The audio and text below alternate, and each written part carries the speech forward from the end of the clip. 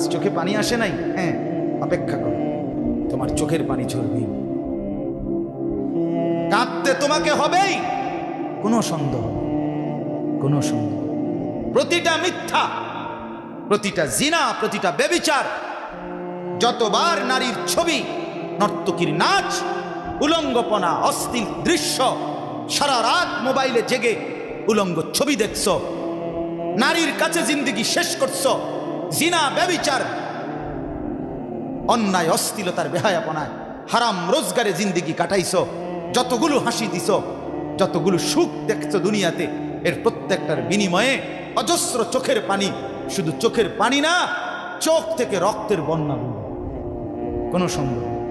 খেয়াল করেন কোরআনের আয়াত, প্রত্যেক পাপী নাফরমান, আল্লাহর বন্দিগি করে নাই, ওযু, নামাজ, রোজা, হজ, জিকির, তেলাওয়াত কিছুই করে নাই, হালাল উপার্জন করে নাই, আল্লাহর নাফরমানির মধ্যেই জিন্দেগি কাটাইছে। গান, বাদ্য, নাচ, জিনা, ব্যভিচার, মদ, জুয়া, সুদ, ঘুষ, অশ্লীলতা, বেহায়াপনা, এই নাফরমানির মধ্যে জিন্দেগি কাটাইছে।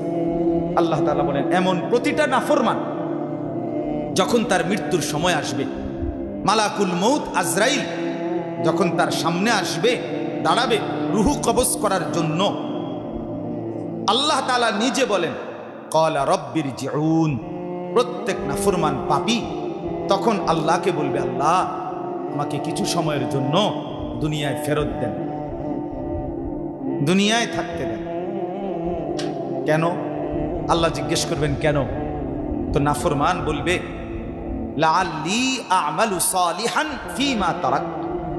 আল্লাহ, যেই আমল, যেই ইবাদত, যেই বন্দিগি ছেড়ে দিছি, এবার যদি একটু সুযোগ দেন, তাহলে আপনি যদি আমার একটু সুযোগ দেন, মালাকুল মউতকে সরায়ে নেন, আমারে দুনিয়ায় আর কয়টা দিন থাকতে দেন, আমি সবগুলো নেক আমল এবার সুযোগ পাইলে 100 করব।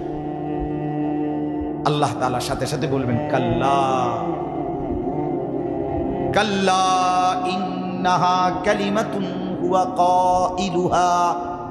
কাল্লা, কখনোই না বেঈমান, কখনোই বেঈমান আর কোনোদিন দুনিয়ায় ফেরত যেতে পারবি না, আর কোনোদিন। মালাকুল মউতকে দেখে ভালো হইতে চাচ্ছ? আরে ভাইয়া, মালাকুল মউত আজরাইলকে দেখে, কোরআনে আছে, ফেরাউনের মতো কাফের যখন পানিতে সুবানি খাইতে খাইতে শেষ, আর যখন গারগুর ফিরে গেছে, বুঝছে যে আর বাঁচবে না, এই তখন মালাকুল মউত যখন সামনে এসে দাঁড়াইছে, ফেরাউনের মতো বেঈমানও ঈমান আনতে চাইছিল। আল্লাহ তাআলা বললেন, আল আনা, কোরআনে আছে, আল আনা, এখন চান্দু, এখন আজরাইলরে দেখা এখন ভালো হইতে চাচ্ছ? না না, কবরে গিয়েও শত শতবার বলবে, হাসরের ময়দানে দাঁড়িয়েও বলবে, হাসরের মাঠেও বলবে, আল্লাহ একটু সুযোগ দেন, একটু সুযোগ দেন, একটু সুযোগ দেন, একটু সুযোগ। আল্লাহর কসম, এবার আসেন, কোরআনে আছে, জাহান্নামের মধ্যে যখন নিক্ষিপ্ত হবে, জাহান্নামের ভীষণ আগুনের মধ্যে নাফরমান তখনও আল্লাহর কাছে চাইবে, রব্বানা আখরিজনা না'মাল সালিহান। আল্লাহ, জাহান্নামের এই ভীষণ আযাব থেকে আমাকে একটু বাঁচান, আমাকে একটু বের করেন, আমাকে একটু দুনিয়ায় যেতে দেন, না'মাল সালিহান, আমি সবগুলো নেক আমল এবার যেতে পারলে করব। আল্লাহ তাআলা বলবে, না না, আওয়ালাম নুআম্মিরকুম মা ইয়াতাযাক্কারু ফীহি মান তাযাক্কারা। আমার বান্দা, যেতটুকু হায়াত দিলে নেক আমল করা যায়, যেতটুকু হায়াত দিলে জান্নাতে যাওয়া যায়, এদ্দুর হায়াত দিয়েই আমি তোমার এই দুনিয়া থেকে কবরে আনছি, কবরে এনেছি।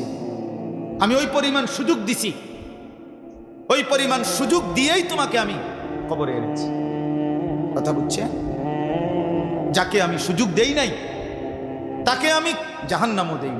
তার মানে কোন নাবালেগ বাচ্চাকে আল্লাহ তাআলা জাহান্নামে দিবেন। 8 বছরের বাচ্চা, 10 বছরের বাচ্চা, 6 বছরের বাচ্চা, 11 বছরের বাচ্চা, 12 বছরের বাচ্চা, যত দুষ্টামি করুক তারে আল্লাহ তাআলা জাহান্নাম দিবে না।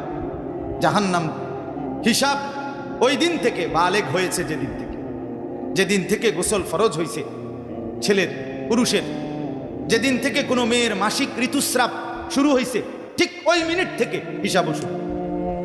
এরপর থেকে বাঁচছে যতদিন হিসাব হবে তত। কথা বোঝেন না? এতটুকু। এর আগে যাকে আল্লাহ মৃত্যু দিছে তারে আল্লাহ তাআলা জাহান্নাম দিবে। আল্লাহ তাআলা বলেন যেদ্দুর হায়াত দিলে নেকামল করা যায়, বন্দিগি করা যেত, অদ্দুর হায়াত দিয়েই, সুযোগ দিয়েই আমি তোমাকে কবরে এনেছি, তুমি গুরুত্ব দাও নাই, এই জন্য আজ জাহান্নামে আসলা। আরেকবার ফেরত যাওয়ার কোনো সুযোগ নেই।